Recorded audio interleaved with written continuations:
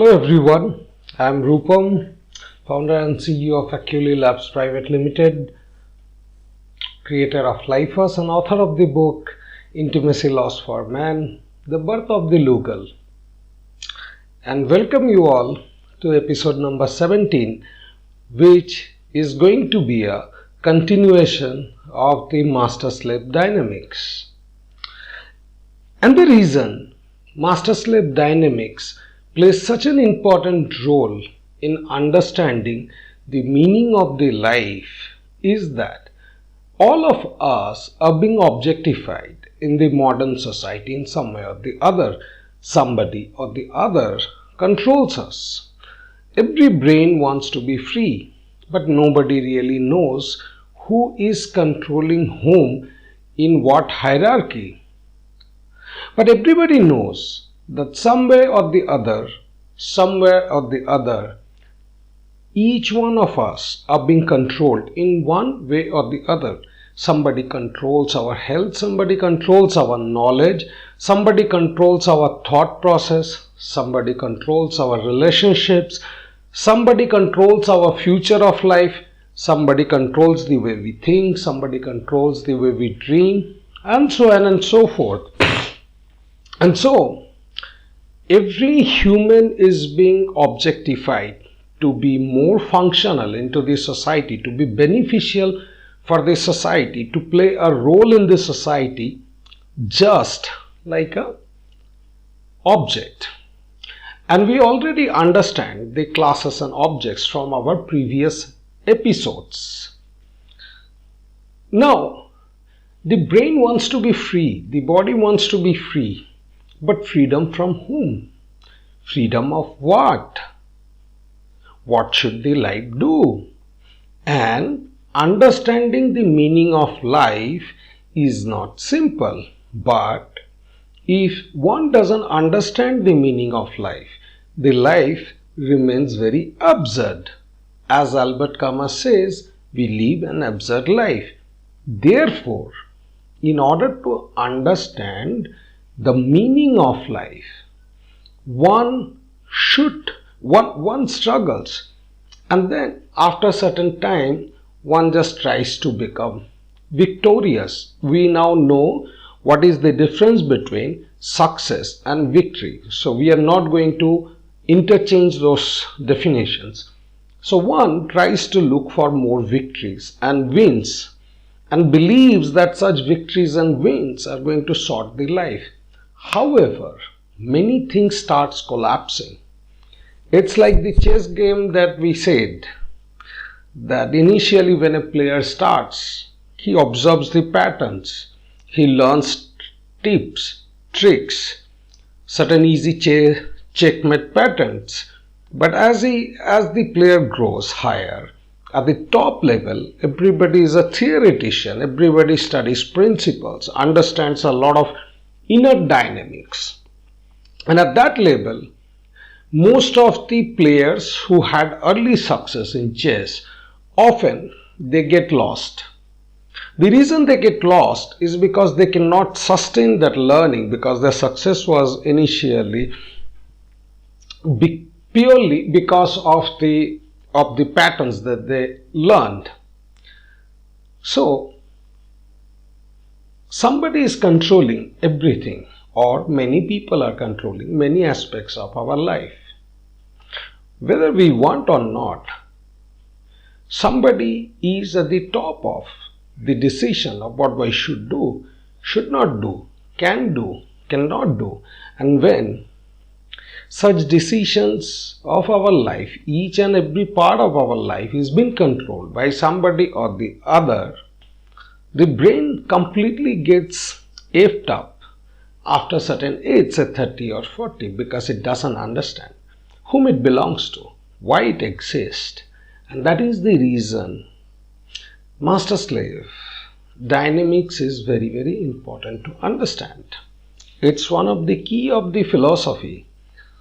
Nietzsche, as you may know, that Nietzsche, one of the greatest names in the modern philosophy, has given a tremendously extraordinary philosophy and theology around master slave. Coming back. So, in short, we are doing this episode learning about master slave in order to understand the meaning of our life and to take better control of our life. In yesterday's episode and class, we learned that our prefrontal cortex is essentially the master. A man's prefrontal cortex gets into high state of consciousness. The entire body submits. The entire body listens to the master. The entire body and brain follows what master does. The master puts entire body and brain into a discipline. In that state of discipline, all the pleasure activities are subsidized. The master decides what the eyes should see and should not see. Master decides what the ears should hear and should not hear. The master decides each and every aspect, when to sleep, when to wake up, and the body and the brain follows. And as an individual, that man just supplies enough amount of knowledge, data, information, history, and each and everything, insights to the master. We already know from yesterday's episode that we have something called readiness potential. So, we cannot decide anything in life. Everything is autonomically decided by the brain. Even before I am speaking out this word, at least about 350 milliseconds prior to I am deciding to speak out this word, or if I am trying to move this hand, much before this, when I decided that I'll show this demo, the brain already had created this routine that I would need to show this demo. The only thing that we can do is to decide what not to do, or decide which signals are to be stopped, and that's about 350 milliseconds. And the entire life's game is about stopping those signals. We already know from yesterday's class that if we see a car, a man and a female both would desire that car. But a man's brain, the prefrontal cortex, would stop all such desires and will focus on the other thing. But the female's brain cannot get out of that desire. So therefore, there is no such thing called free will. We can only execute free owned, and that free owned is executed by the master. So we also learned yesterday that a male becomes a master, hands over his life to the prefrontal cortex. The other part of the body submits to the prefrontal cortex. We also understood the meaning of submission. The meaning of submission means not thinking, leaving all the decisions to the master. Do whatever the master wants to do. Follow a discipline. Curtail all the desires. Remain bound by the master. Wait for master's instructions. And whatever the master says, the body and brain then follows. We also know that the submission means sacrifice, which means that because the master has grown, the other parts of the body just sacrifices their share of energy and master takes large amount of energy. Why? The body submits, even though each of our organ have their own awareness, their cell, they're aware, they can coordinate, they exchange message, but then why they submit to the master of the prefrontal cortex? Because we now know the principle of electrical energy. We have already learned that in our subject, in our previous classes, that human body is completely governed by energy. There are primarily two states of energy, electrical energy and chemical energy. Chemical energy, furthermore, are of three states: acidic, alkaline and neutral. The more oxygenation happens, body becomes more acidic. Till less oxygenation, body remains more alkaline. Similarly, in the electrical energy also, we have three states: the positive charge, the negative charge, and the neutral. We know that when the cell becomes extremely negative, when body cells action potential becomes negative, it becomes negative when you push, when you drive, when you are working too hard, which is called sympathetic dominance. Under that situation, most of the body cells becomes negative. A negative charged body is an extremely acidic body, because whenever there are negative charge, there is a lot of oxidative stress, and therefore such body remains extremely acidic, and so the body doesn't want to be so acidic, and so body suffers. Any person who is pushing into the life, who is working very hard, who is working tirelessly, following something, getting promotion, even then the body is completely negative. And because his own body is completely negative, own body is completely acidic, he suffers from indigestion, he suffers from problem with the excretion, he suffers from lack of sleep, he suffers from nightmares in the sleep, he suffers from extreme tiredness. So such individuals, even though they achieve some initial quick victories or wins, over a period of 10 to 15 years, those starts getting subsidized. So they need to put more and more amount of work in order to achieve the same amount of victory. That is the reason it is best exemplified by chess. You may see some players just grow to 2000 elo rating very fast, and then they get struck completely over there.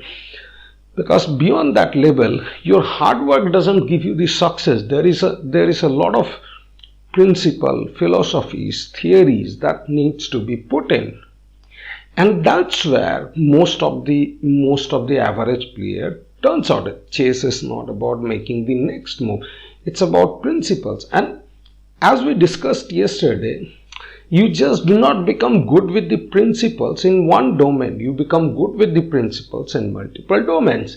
And therefore they study a lot of history, philosophy, theory, science in order to master the art of the entire theory and philosophy, because it becomes a habit and then they give it to the brain.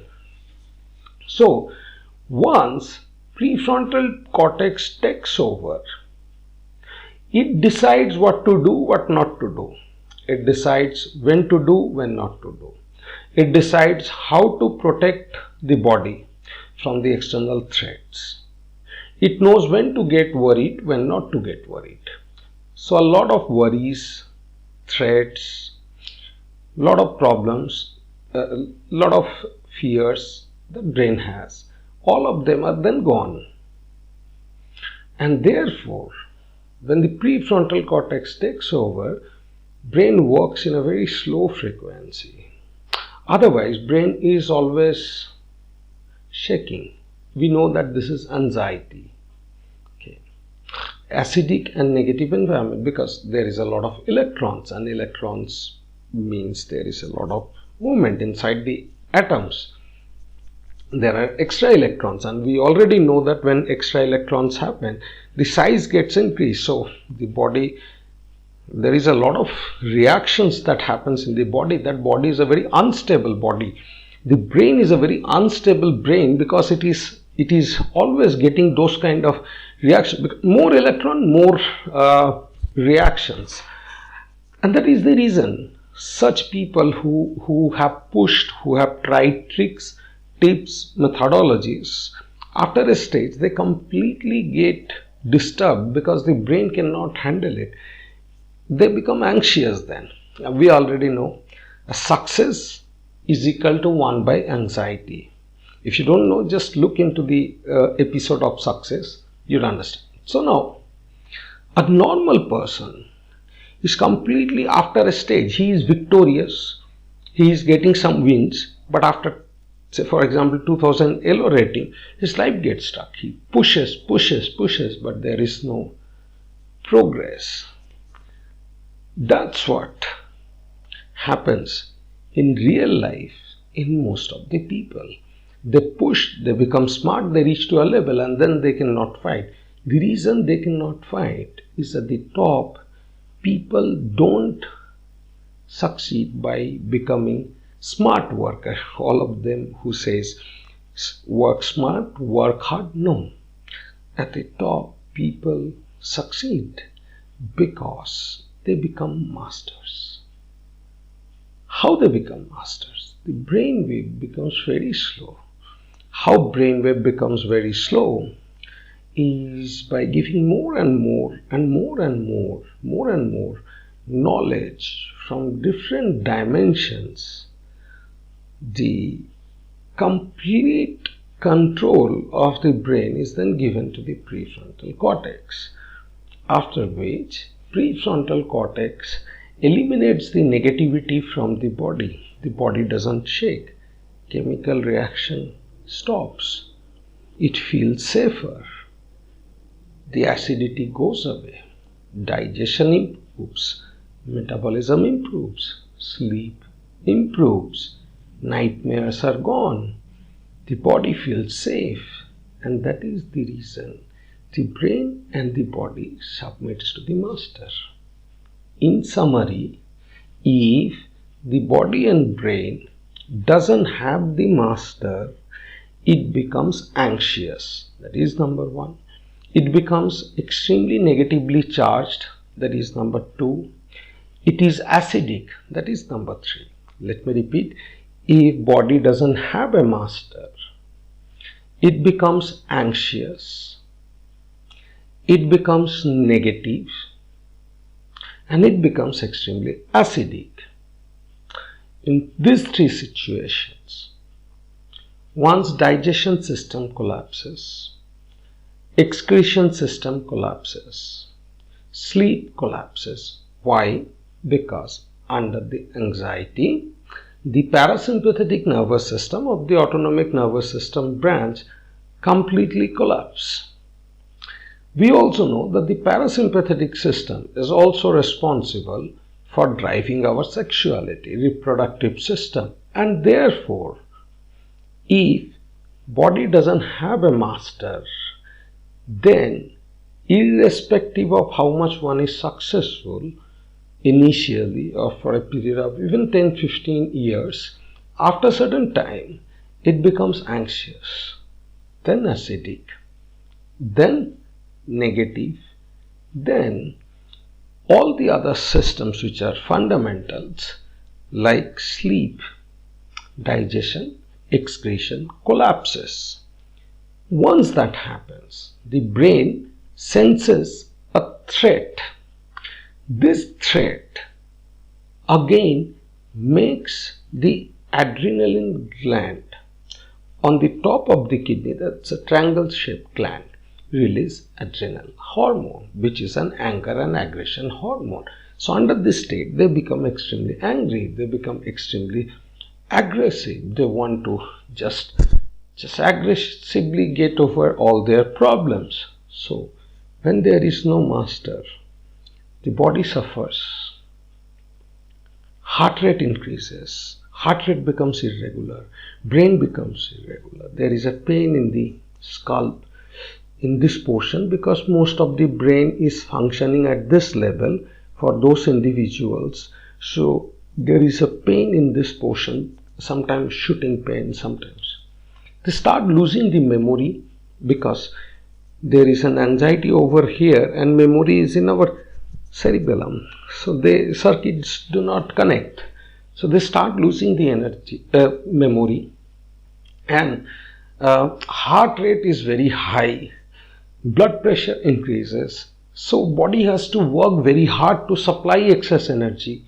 Body gets tired, and therefore, if the body doesn't have a master, if the prefrontal cortex is not unlocked, such males completely start getting down of their own.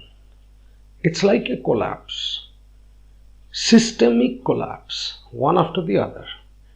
Their reproductive system goes down, they don't have erection. their memory goes down. They stop remembering things, which hurts to men. They don't feel consciousness, which means that they don't experience the universe, which is essential for the man. They don't have a relaxed body. It's an acidic body which is going down. A lot of such men going forward faces problems such as prostate enlargement and colon problems.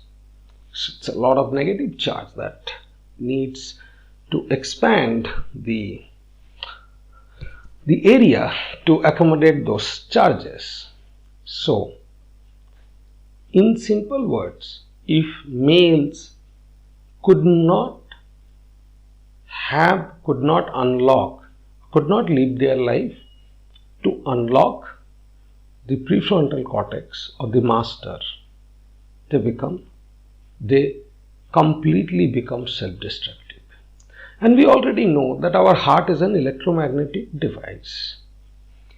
There is an electrical energy that flows from sinoatrial node till the ventricles, and that's how you may have seen the ECG signal, PQRST, right? So heart is an electrical device.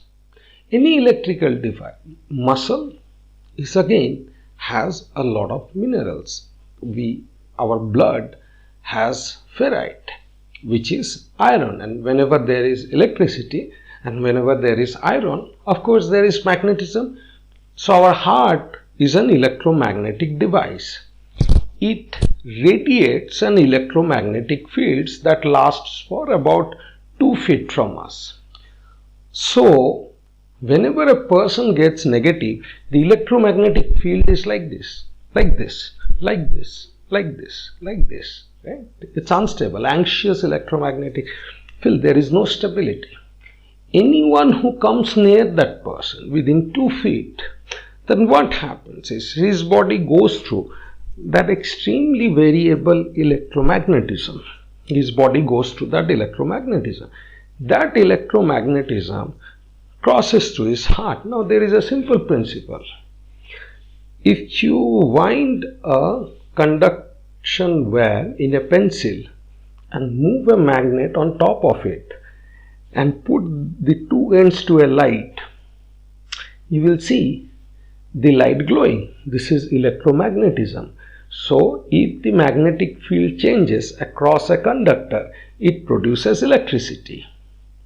If magnetic field changes across a conductor, it produces electricity. Now, the magnetic field that is experienced by a person who comes near to this negative person varies very randomly. So there is a reverse electricity, very minimum, but there is a reverse electricity that induces anxiety in the other person also. Other person may not have any worries in their life, but because of this electromagnetic field which is randomly varying, the way if you move a magnetic field on the top of a conductor near the conductor produces electricity. There is electricity. So magnetic energy is getting converted into electrical energy.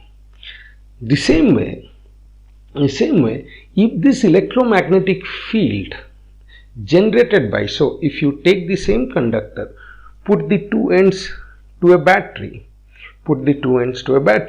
then slowly that becomes a magnet. Right? So the same way, if a negative person is radiating electromagnetic field which goes up to 2 feet of our hand, heart radiates the electromagnetic. Even though brain controls the body, we know that through autonomic nervous system, brain and heart are connected, and heart radiates this electromagnetic field. Whenever other person comes within 2 feet proximity of this person, then they also start becoming anxious, and then their physiology also changes, because magnetic field is changing across a conductive device, and so reverse electricity is getting created. That is why you get ectopic peaks in the ECG in hearts. Those people are essentially the people who are living near near a lot of negative people.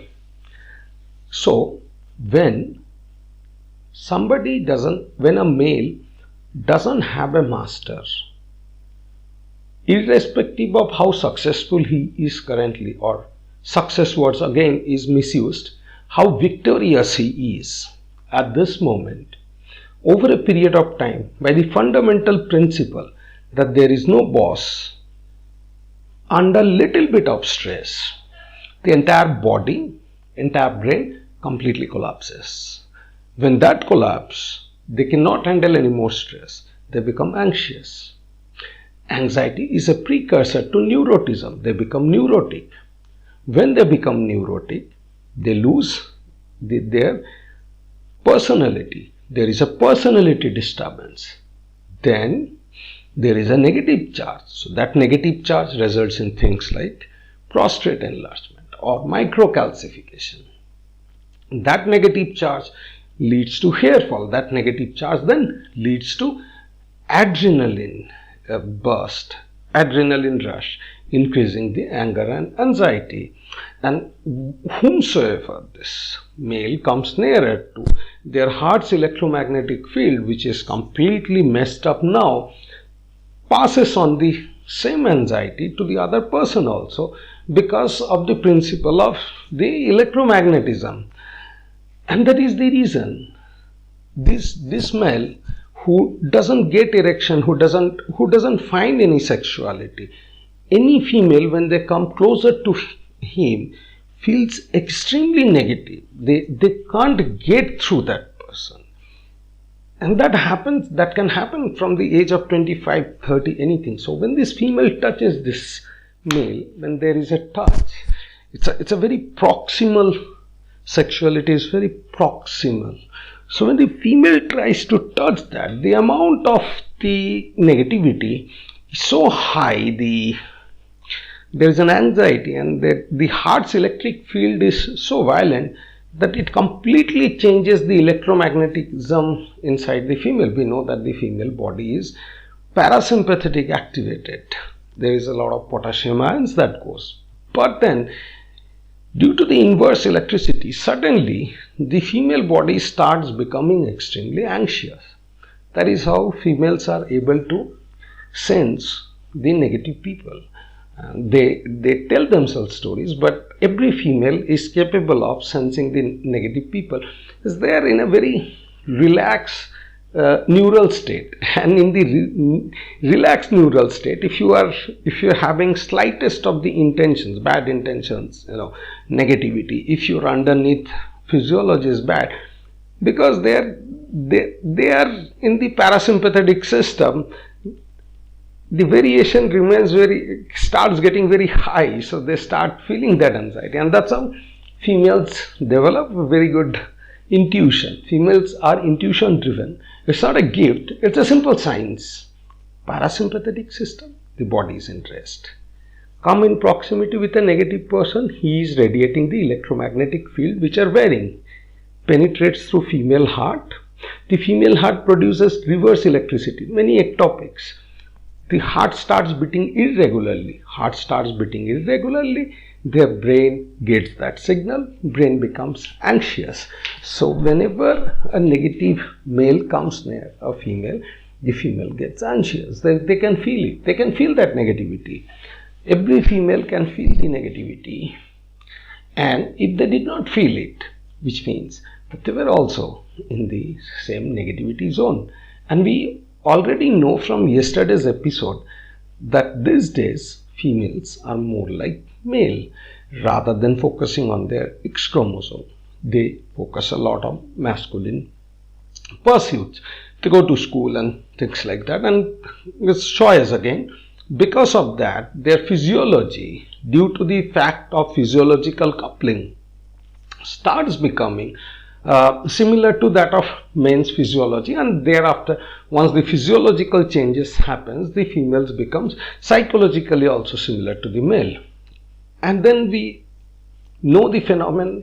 The difference is that females have a lot of gut microbiome and ovarian system, ovary, vagina, brain, they exchange lakhs of messages every day, millions of messages every day, and it requires extreme amount of energy for the females to supply to the ovarian system daily. It's not that easy, and because of that their brain compromises and stores the routine, lot of routine, and that's how it works more or less in the autonomic mode. And that's the reason whenever the female sees something that is there with somebody else that she doesn't have, she cannot control that. Nobody can control that desire, but a female in particular cannot do that because her brain is not made to control the signal. Somebody has to do that. So such females cannot sense this negative male. See, such females cannot. So essentially nobody at the ground level can sense the negativity, and the negative person can infect that negativity to everybody without knowing, without talking, just by sitting, 2 feet distance, radiating magnetic field. He can silently walk through an office building and everybody will become anxious. He doesn't have to even handshake with anyone. He just have to walk through the building. Just walk and everybody will become negative, because our body has those primal sensing by means of which it can determine the negativity through the magnetic fields. So a male who doesn't have a prefrontal cortex master completely goes down. Any female comes in proximity with this male gets completely disturbed. They do not have any sexuality. Because of this, the male starts getting more violent. They generally start to dominate. So dominance, as it calls, is an adrenaline drive. There is no masculinity over there. It's adrenaline driven, and they try to dominate the female. That's because of the inner problem of instability. So how a male gets to unlock the prefrontal cortex, how a male gets his master? In general, historically, if you see, 7 years of apprenticeship under a master is something that makes males the master themselves. For example, in Ramayana, Arjuna, who was the greatest of the archers India have produced, submitted himself to Dronacharya. Dronacharya had many students, but Arjuna completely submitted. He submitted in a sense. You now know what is submission, right? Guru is everything. Guru tells if I am to walk. Guru tells if I am to sit. Guru decides everything. So Arjuna submits and then becomes the greatest archer. Going back into the history, Socrates was one of the greatest philosophers of the modern era. He lived in Athens. Unfortunately, Athenians took out the eyes of Socrates, and that led to the demise of Athens. But Socrates was an Athenian. One of his students was Plato. Plato submitted himself to Socrates, to his master. Whatever Socrates says, his focus was to note down what Socrates is saying. And thereafter, Socrates never used to write anything. Socrates never used writing. So Plato, it is Plato, as you pronounce. I'm a Bengali, so my pronunciation may at times hurt you. Please bear with me. I'm not native English speaking, not English education trained, so my pronunciation may be a little confusing at times, but please bear with me.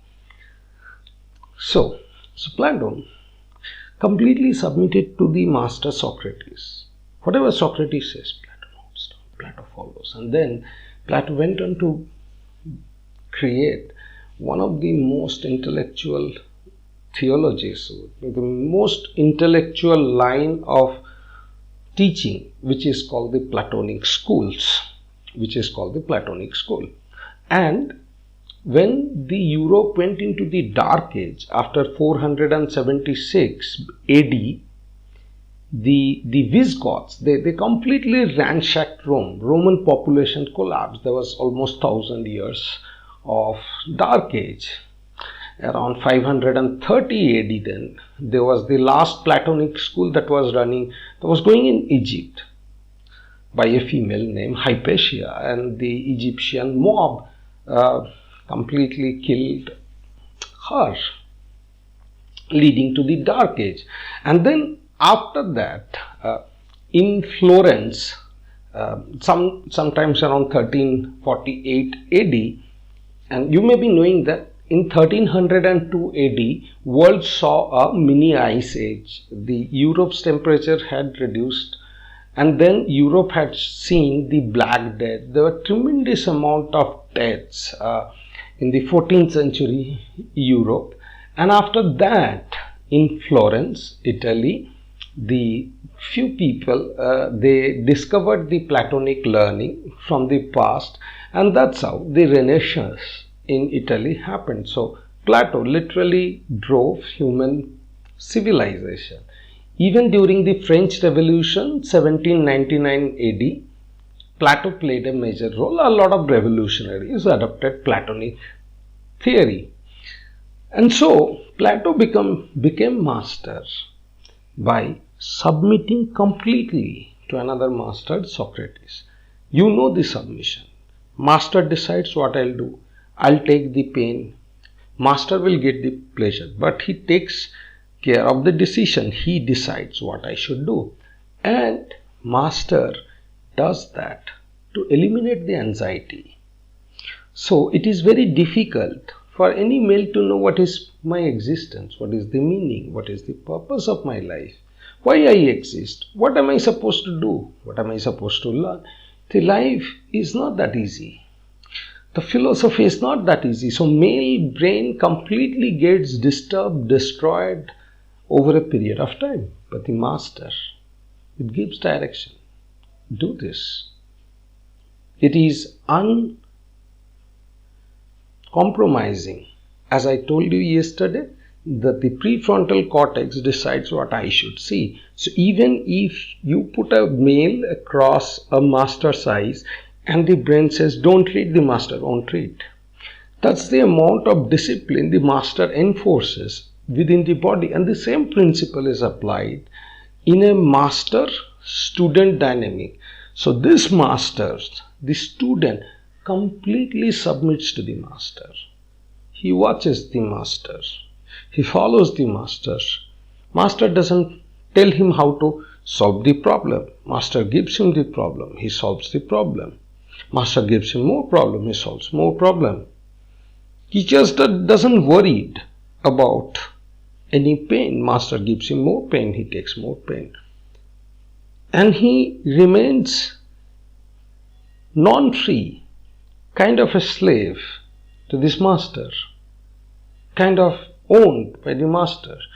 It is not the master who is owning the slave, it is the slave which is giving the ownership. As we know, prefrontal cortex cannot control the eye. Eye has to give that control to the, so a slave has to give that ownership to the master. So the same way, such kind of students, for example, Arjun, he completely submits and hand over his ownership to the master. In the same Mahabharata, Lord Sri Krishna, who is also considered to be one of the lords, one of the gods, or reincarnation of the god, Arjuna submits completely to Krishna. And Krishna was the charioteer. He was the driver of chariot of Arjun when Arjun fought the war. And during the Mahabharata war, when Arjun got the doubt that how can I fight against my own people? They are all my brothers and sisters. Lord Krishna narrates Bhagavad Gita to Arjun. This is very, very metaphorical, but it explains you the master-slave dynamics. So the slaves, physical work is not the problem. The problem is the confusion of life. There are in every stage, there is a lot of confusion of life. The brain doesn't want to do something just for the sake of doing. Because brain cannot enjoy money. Brain cannot eat money. And therefore, money doesn't push brain. Brain needs something other than money. And the master knows that. That's why when Krishna narrates the Bhagavad Gita to Arjun, Arjun completely hears that. Arjun asks his doubt to Lord Krishna. How should I work? So Lord Krishna tells him about dharma, which is responsibilities, moralities. Lord Krishna tells him about each and everything. So if you ever get to read Bhagavad Gita, you should read Bhagavad Gita. That's one of the very good examples of how a master and slave communication happens. No, it's not master carrying slave and beating slaves. They're all cheap people. They're controllers. Not master slave is not controlling. It's a free flow dynamics. So it's a free flow dynamics. Arjuna is submitting. Lord Krishna, whatever you say, I'm going to do. Lord Krishna is not directing, go and fight war because I am saying. No. Let me repeat. Arjuna is saying to Krishna, Lord Krishna, whatever you say, I'll do. Krishna is not saying, go and kill your people. Krishna is the master. Arjuna is the slave. Arjuna is submitting. But Krishna is not directing. Krishna is explaining the slave, the philosophy of life. Plato completely spends his life for his master Socrates. He keeps himself. Whatever master says, but Socrates is not telling Plato, go, get me my food.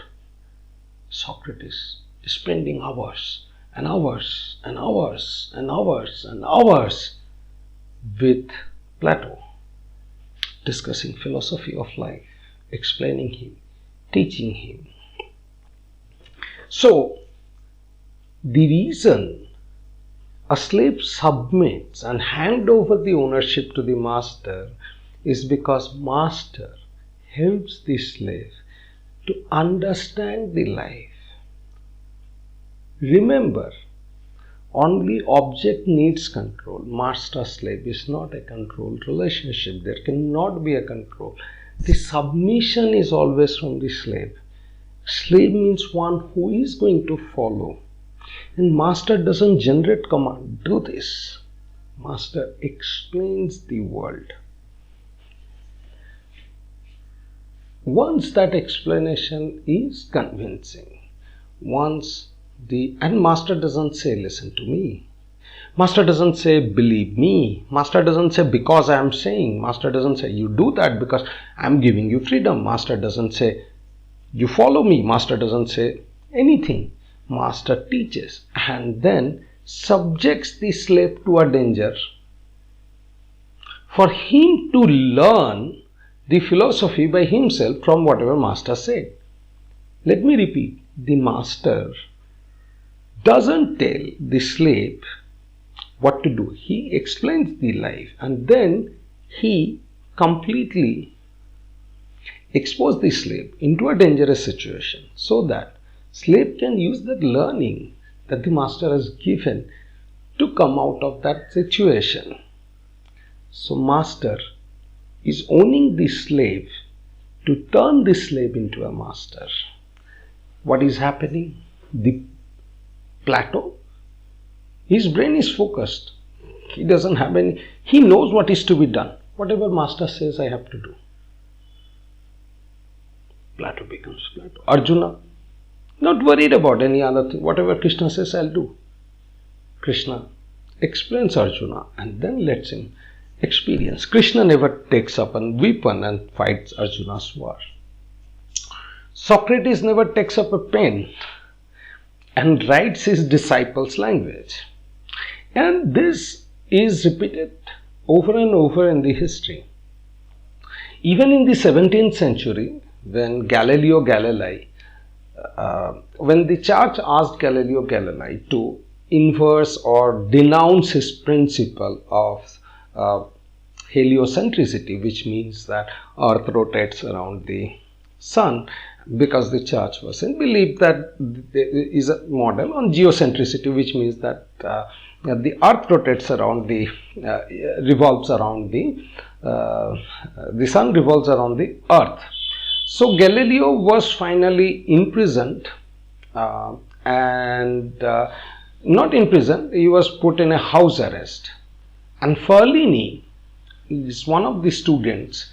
He stayed with Galileo as master, and it is the Ferlini because of whom we know Galileo Galilei today. Ferlini completely submitted himself to the master, and he learned. He was with him in the house.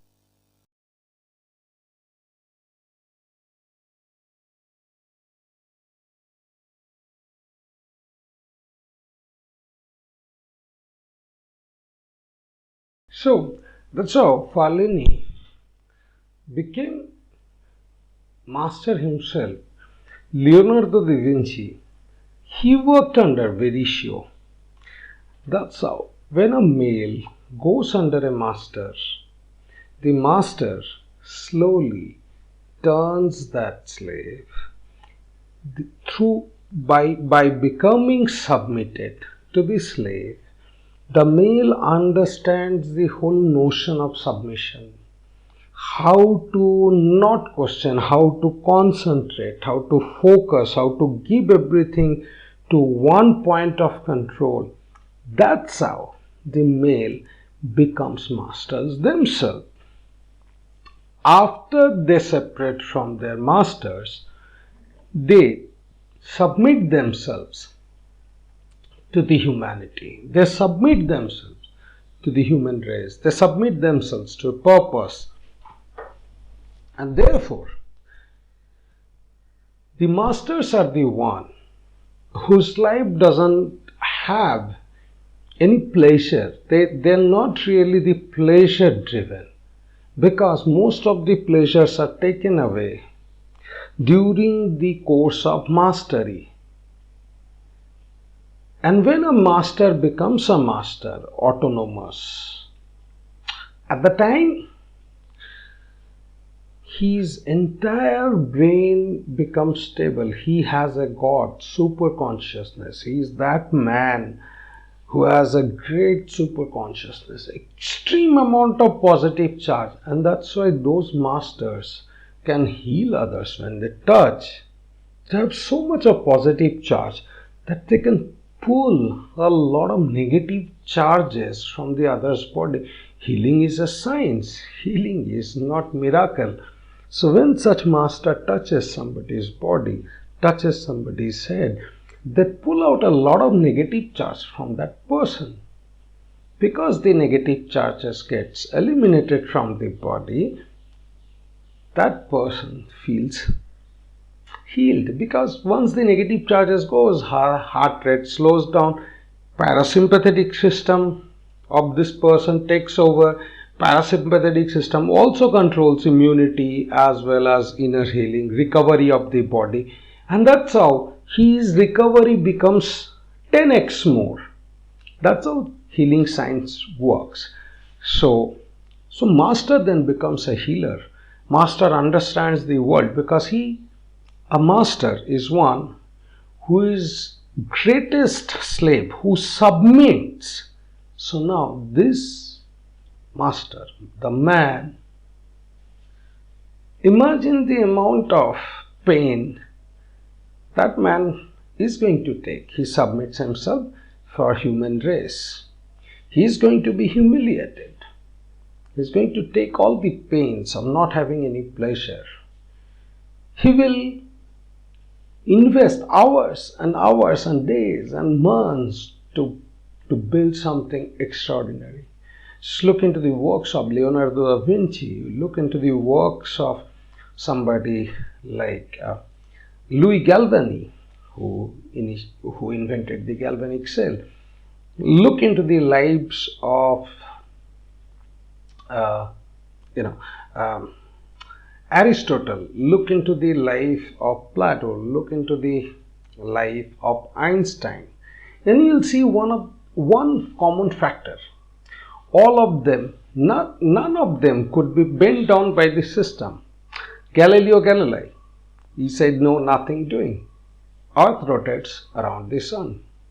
Louis Galvani, he was asked by the authorities to swear that God gives electricity. No, nothing doing.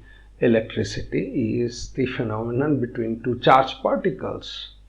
Einstein was an outlaw, more or less sent out of all the schools. Edison was not part of the school. Leonardo da Vinci was not part of the schooling system. He was Verocchio's mentee. And that's how.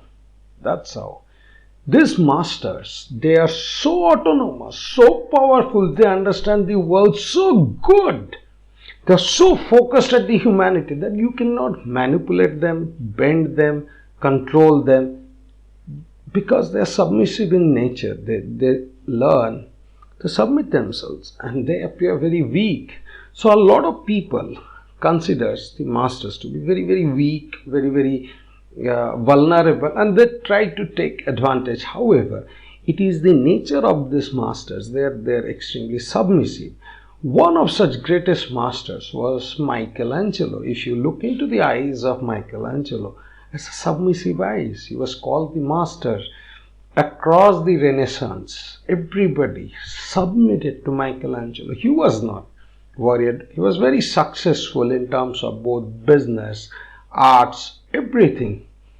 And he was receptive, because masters are receptive. Masters wants to consume everything they can learn and give it to their prefrontal cortex. So a master doesn't, you don't see somebody as violent, because the masters are so calm, so peaceful.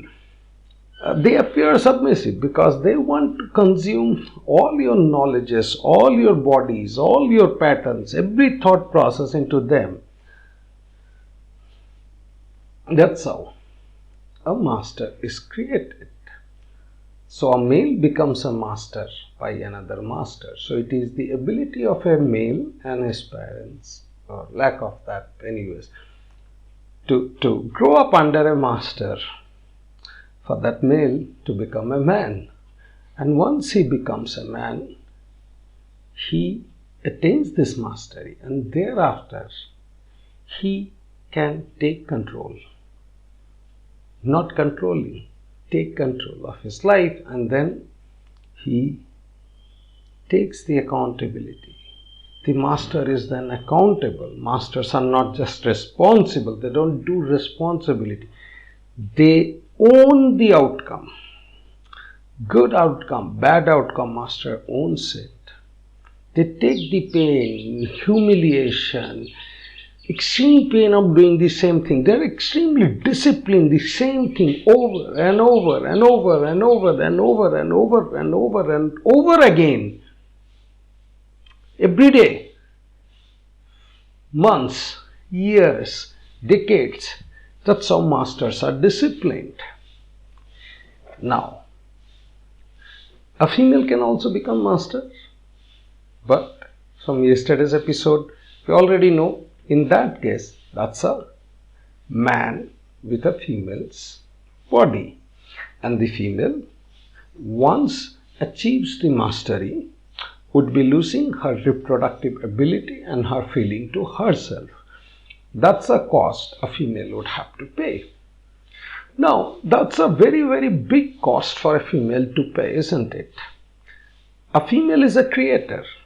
A female gives birth. Her body, her genes.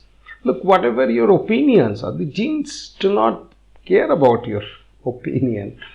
So, a female body, her genes, her genetic memory completely pushes her always towards becoming a mother. But as she keeps growing, we know how a lot of Nobel laureate females have never become a mother, and that's because the mastery is a sacrifice. It's giving away your everything into an executive center. Now what happens is, even though a female may reach to the mastery level, it's a man, it's essentially a man, and they are more or less get fascinated by the other females, of course, because a man desires other females. So a lot of the most successful females becomes lesbian and the homosexual. No offense to that, but that's the cost that one gives.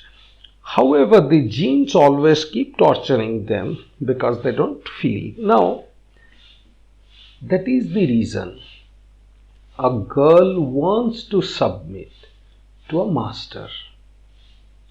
That is the reason a girl wants to submit to a master, to a man. Who is this master? No aggression. Brainwave is very, very slow.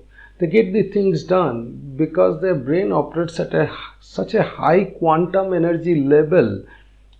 That is the reason some says that when you desire something, the universe doesn't conspire. So the masters, their brain's frequency is so stable.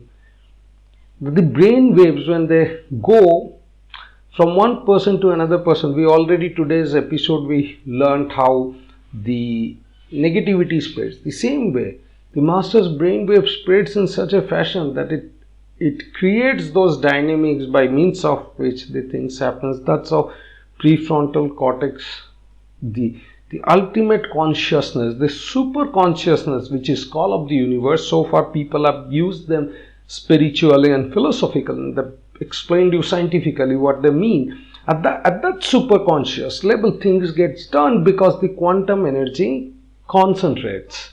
It's a quantum principle. Quantum energy can remain in bits or packets. So once the packaged quantum energy is packaged, then by the principle of success, and we already know in the episode of success how the quantum principle is applied onto success of life, and that's how things happen.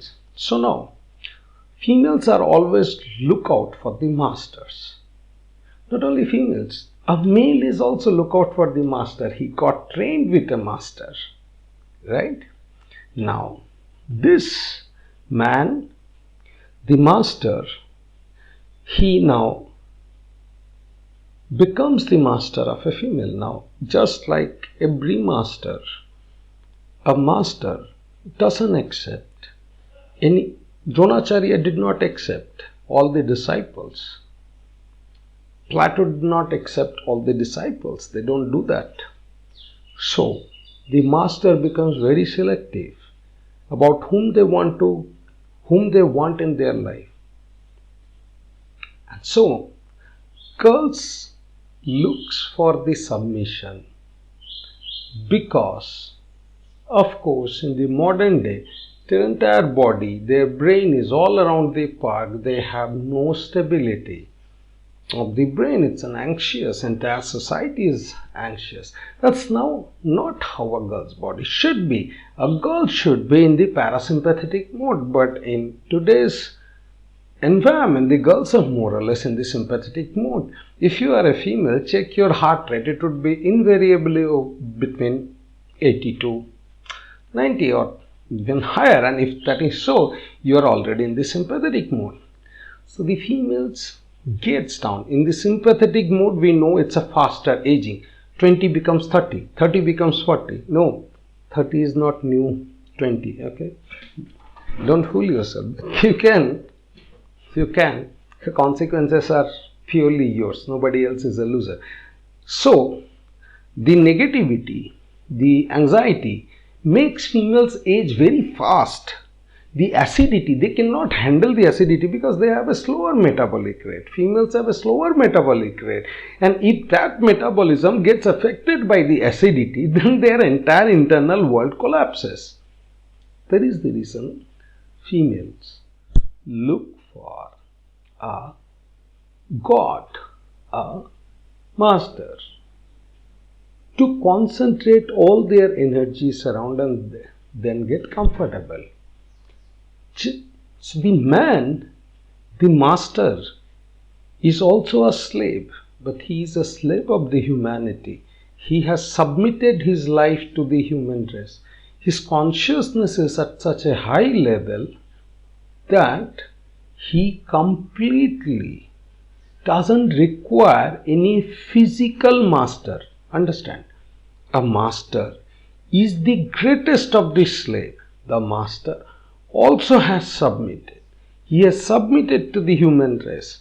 No desire of his own, no pleasure of his own, no expectation from his own. Everything is the human race, everything is the God, everything is for the God. So the master is the greatest of the slaves of God, of the humanity. And he takes the unbearable amount of pain. He takes care of all the negativity. He takes care of all the bad things. He takes care of the bad time. He takes care of his people. So master in himself is the greatest of the slave. A person who cannot submit to another master, cannot have that attention and focus of the brain to develop his brain as the brain of mastery. And once that brain becomes mastery, that brain also cannot remain free. It has to be bound with a God. And that's why masters are extremely religious. Masters are submitted to the humanity, to the human race. They don't care about the money because so far their life, all such pleasures are gone. And so, masters are also the greatest slave now. Because they are the physical representation of superiority, of the positive charge. And females find it very hard in the modern way, in the modern times, to remain in the parasympathetic mode, relaxed mode. They are also extremely negative. So what does a female would want? She would have then two choices. The choice number one is to submit to a master. Choice number two, herself become a master. The only problem is a female brain doesn't allow a female, even if it is taken over by a male, doesn't allow the female brain to submit her to the humanity. There is a difference. A male master submits the brain to the humanity. A female master, for example, a Nobel laureate female, cannot do that because the brain wants her to be, yes, for her child. So, even though those females who reaches at the pinnacle of the career, they are more or less man in the female's body, there is one difference. Consciousness. The consciousness function doesn't get created. Executive function gets created. Consciousness function doesn't get created. Female consciousness lies in the midbrain. It's more or less awareness, it's not consciousness. So, even a Nobel laureate female doesn't reach to the highest super consciousness level that a master reaches. It's the only difference. Even a female Nobel laureate's interview, if you hear, should invariably say, I deserved my life, female empowerment. If you listen to a male master, there is no I, humanity, race, sacrifice. There is no I there. See the difference? So, a female may get successful, reach to the pinnacle of her career, but her consciousness is not in the prefrontal cortex. She unlocks the executive function, but still the consciousness is here. It is more awareness, not consciousness. So even a female at the top cannot feel that God. Male masters do.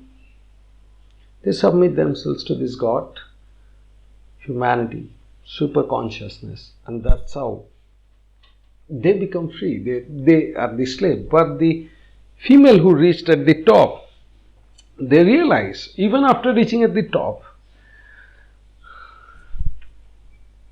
they are not becoming free because the brain doesn't know who is owning them. The brain, they don't get meaning of life. They may be successful. That means they may live up to the age of 100.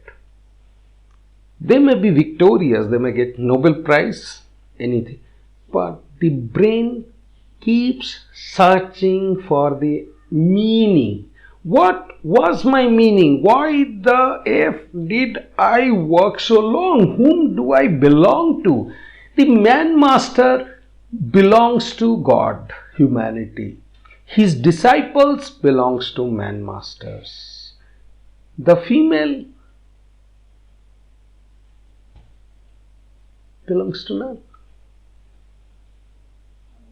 Not belonging to anyone is the most painful theology, is the most painful state of the brain, because brain feels, I am for no one. There is no one who is me. The male master, they feels, I am the servant, I am the slave of human race. He is also the slave of his master, because the dynamics are like that he can close his eyes and he can experience the master. It's a superconscious state.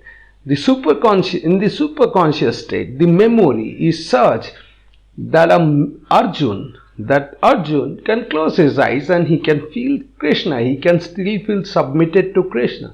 So Arjun knows he belongs to humanity and he belongs to Krishna even when Krishna is not in his life. Look into a victorious female sports person. The female sports person, after the victory, would say, a lot of them, that I deserved, I worked hard, I had talent. The I word comes back. It's not that they're doing it intentionally or they're doing it all across. Take any female at the top of their career, there is an I word. Take any male masters at the top. They have humanity and God and people in their talks.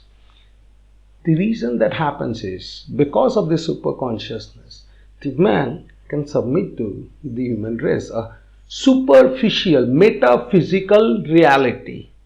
Man can submit to metaphysical reality. Female cannot submit to a metaphysical reality. You can force a female to think about Jesus. You can force a female to think about. She can only submit to the physical reality.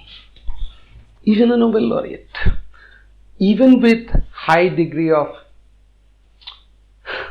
prefrontal cortex, females cannot do that because the consciousness function is just not there. You cannot build it, which is not there. All right. You cannot get a tail because that's not there. Even if you envision to become somebody like monkey, you just cannot have a tail because it's not there. Would a male be producing lactogen and milk if he desires? No. It's not there. It's just not there. So the females have screwed more or less their life by trying to follow the others, and it's not their fault.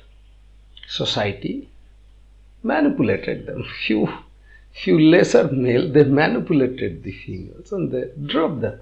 So because the females do not have a super consciousness, they look for a master. There is again another story from the same Mahabharata, that of Krishna and Radha.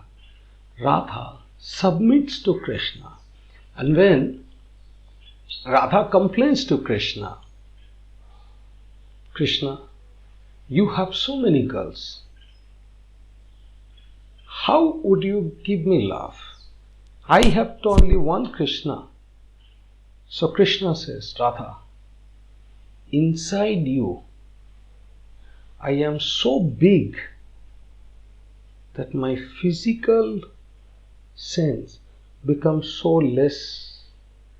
Radha, inside you, I am so big that I am so small.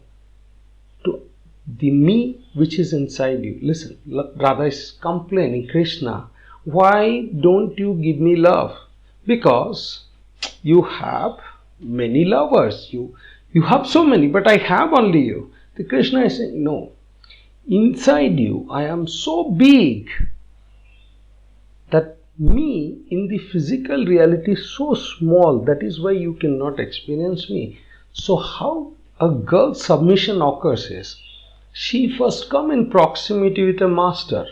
Then she starts building a sense of the God, a God-like figure of the master. It's like grows bigger and bigger and bigger and bigger. It's her entire life is around that master, and she submits because her brain doesn't have this consciousness, right? So she creates this master persona inside her brain. This is the first metaphysical dynamic she is creating in her brain, and this becomes so strong that then her entire body submits to this frontal part of the brain, which is nothing but a Krishna, that is, which is nothing but a metaphysical creation of the physical person she is seeing. That is the reason after winning, after victorious, many of the females, they say that I am deserving. The coach helped me because I was deserving. I had talent. I won. The problem is that with that statement, they broke. With that statement, they broke the God that was controlling them. And so their life gets completely broken. There are histories littered with these cases, but there is a great Indian badminton player who once won a bronze medal, Olympics, in fact, first Indian females to have won a bronze medal in the badminton, and she is one of the greatest disciples of one of the greatest coach. And I don't use the word great abundantly. If I am using the name of Leonardo Da Vinci and Galileo, so understand that I don't. So this, so there is a great Indian badminton coach, Pullela Gopichand, and there is a great disciple. And after winning the Olympic, the disciple says that, yeah, I was deserving. I won the medal. The coach says nothing. But since that day, the disciple doesn't win any single thing. And it happens in most of the female successful's life. Because after certain stage, see, they don't understand this dynamic because they were coaches. They were not the masters. The masters never explained them that a female comes in proximity with a male master, but then creates that male master's persona inside her prefrontal cortex because she doesn't have a super consciousness.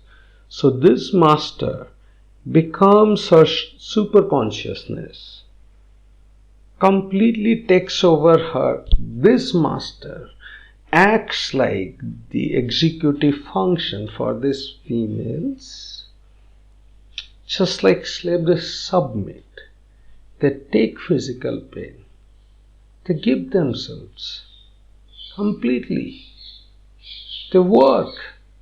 Master disciplines them, master tells them when to sit, when to get up. They don't have to think anything. The body feels light. Why? The energy requirement gets reduced. They know what to do. They know when to get up, when to sit, what to do, what not to do. No executive function. Brain is free. Their body goes into the parasympathetic mode. Less decision, less anxiety, parasympathetic mode.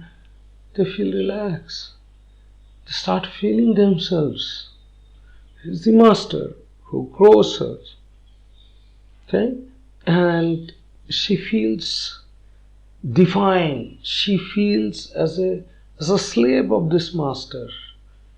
She feels completely different. Her complete persona is changed.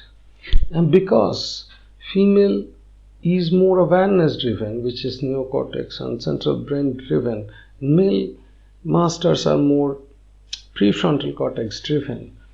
Without physicality, females cannot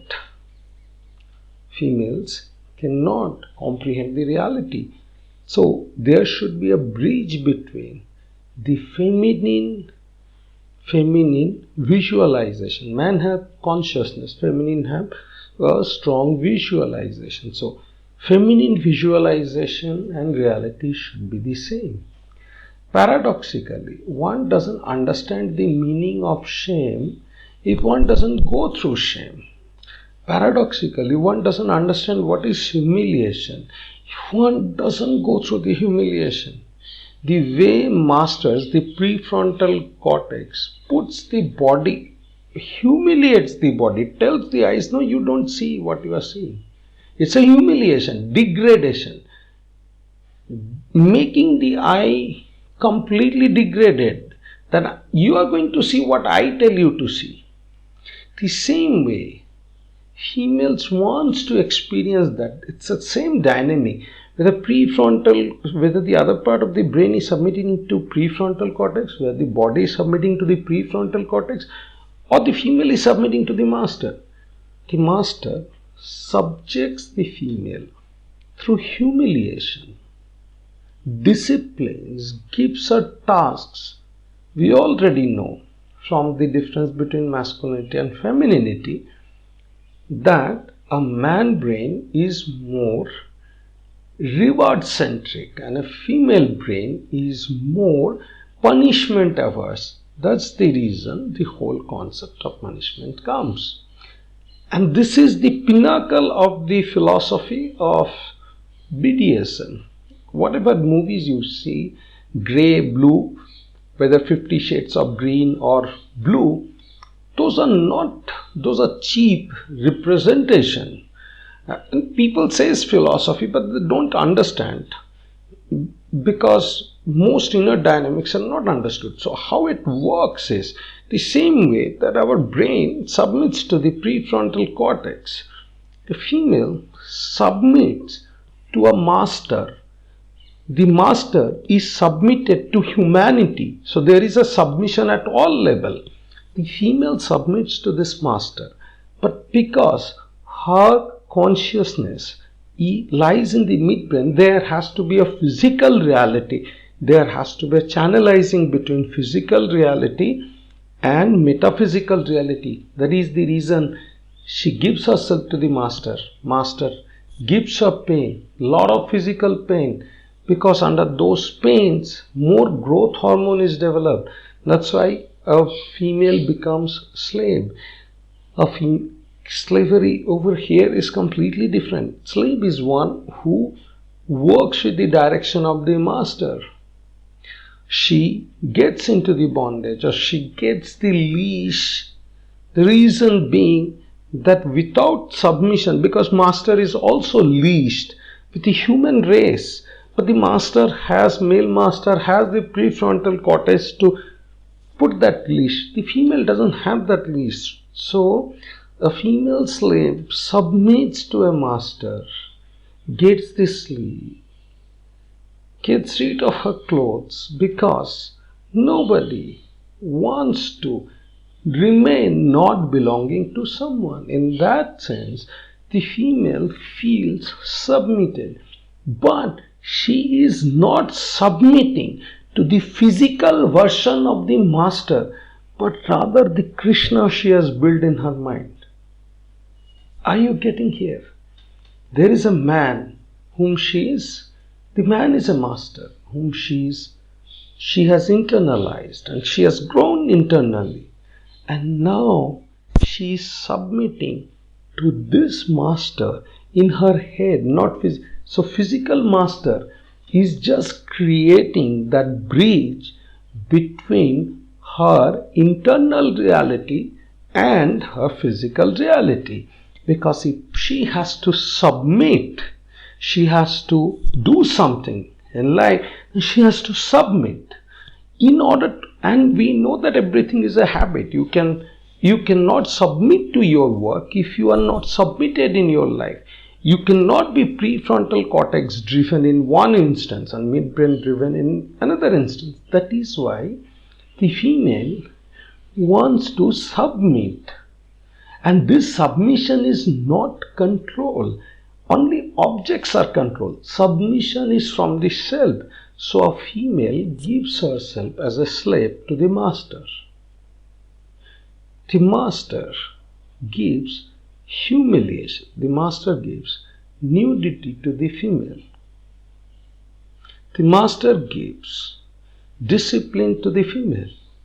The master says what she should do, what she should not do. The master may even decide what she wears, what she doesn't wear. The master may even decide whether she should wear an undergarment, she should not wear an undergarment. The master may even decide whether she should go out naked, she should not go out naked.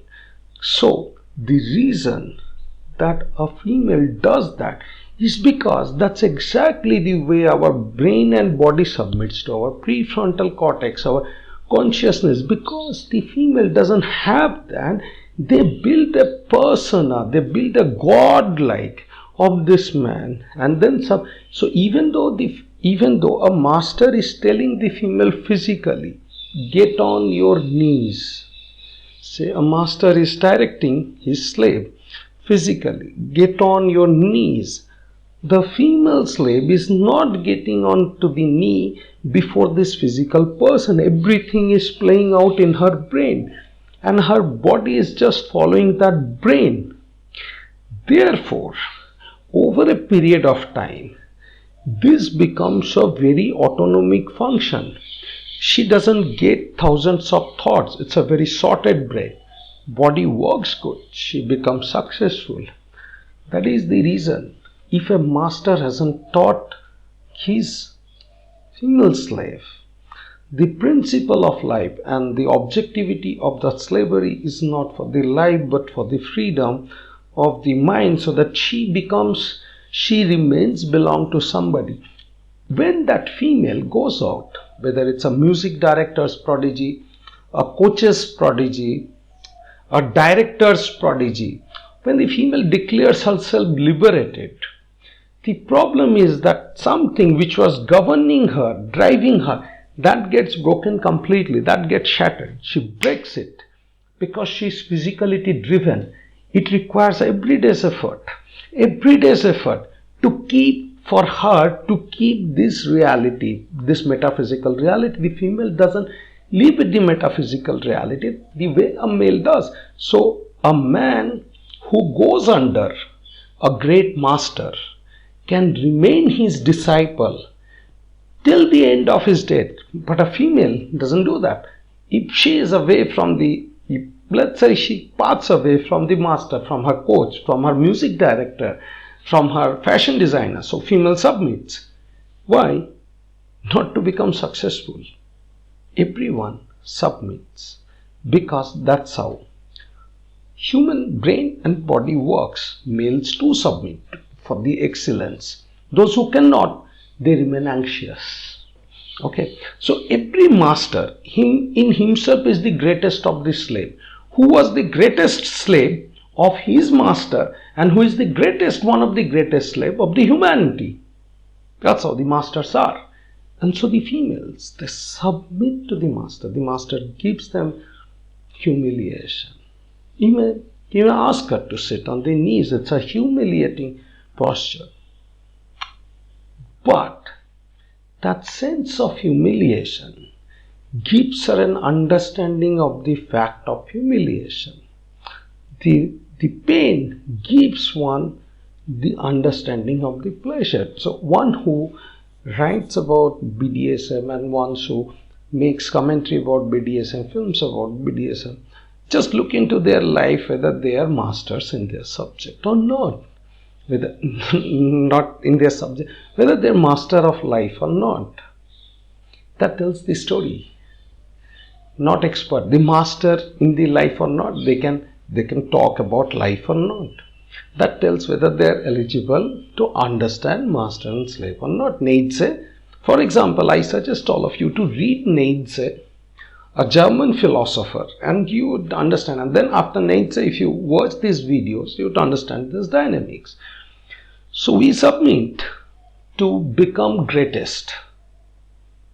The female submit to become a female, a girl, because then all the anxieties are gone, her parasympathetic system takes over. But when she is successful, often all her family, her friends, they start telling her that you deserve, that you are talented. And the female, she creates that pride, and boom, it's gone.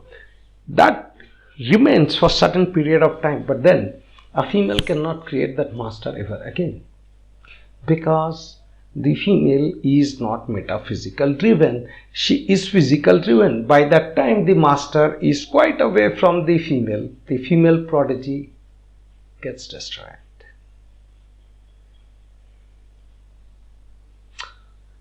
No brain likes not to be owned. Every brain wants to be slaves. And those brains who are free becomes slaves of the system.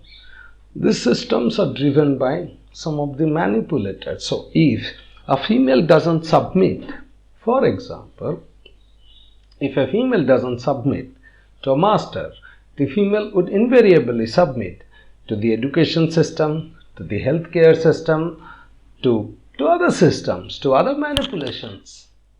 And the life will be messed just like the male life. That is the principle of master-slave.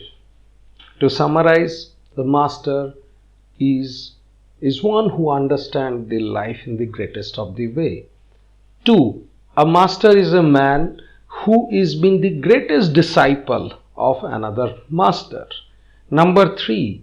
A male becomes master by decades of working under the master. Number 4. Mastery creates an aura in the male, the man.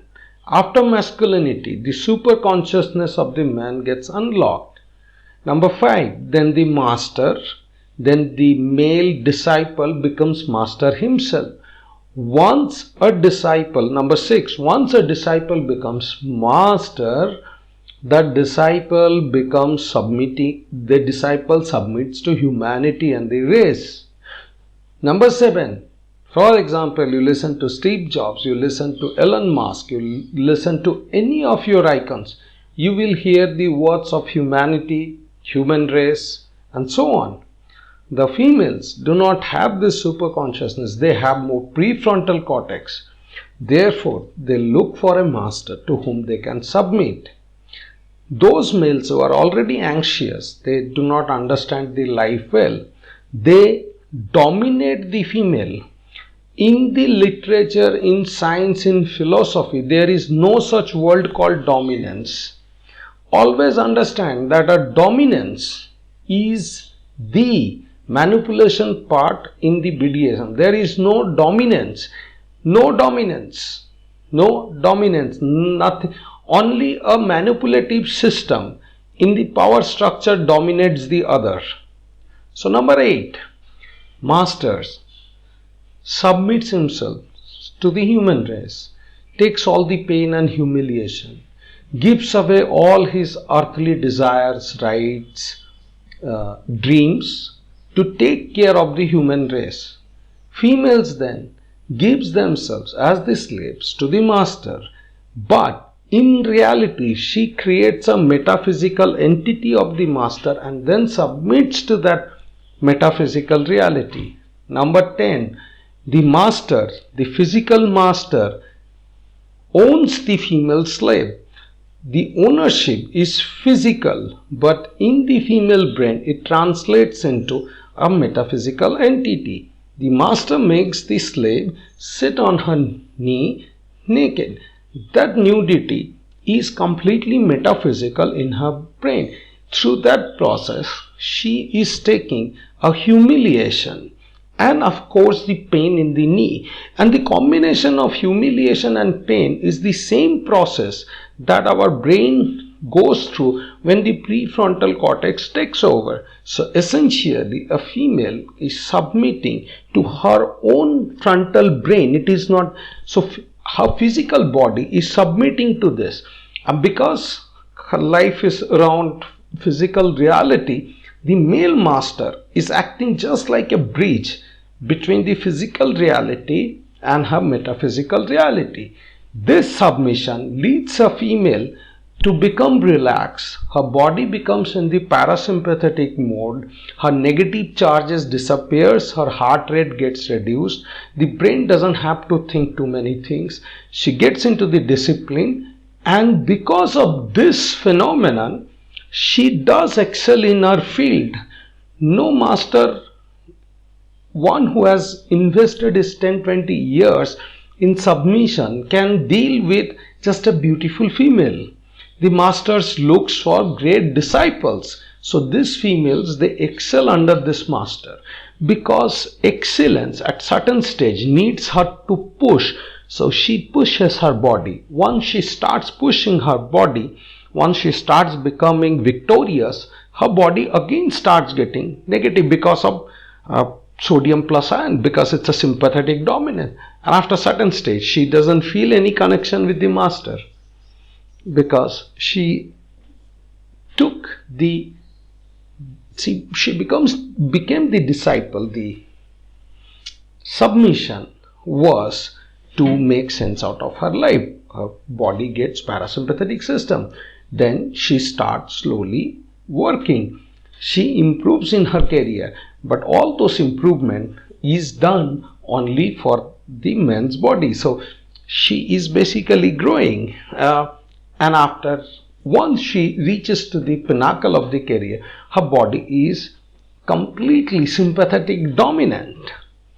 With that sympathetic dominance, she doesn't have the ability to submit.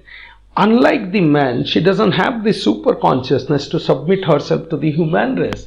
So a male master, after reaching to the pinnacle of the career or pinnacle of his domain, becomes a slave of the humanity. But after a female reaches to the top, she is lost, because she cannot remain slave of the master, because her energy level is much higher now. This is why females suffer.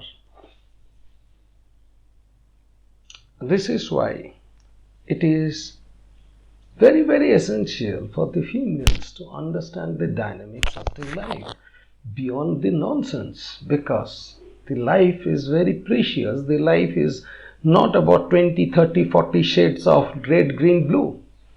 The life is about meaning. It has to be understood, because the stakes are very high. Stakes are future generation. The females become the mother, and you just cannot go on to become bad mothers. That doesn't work.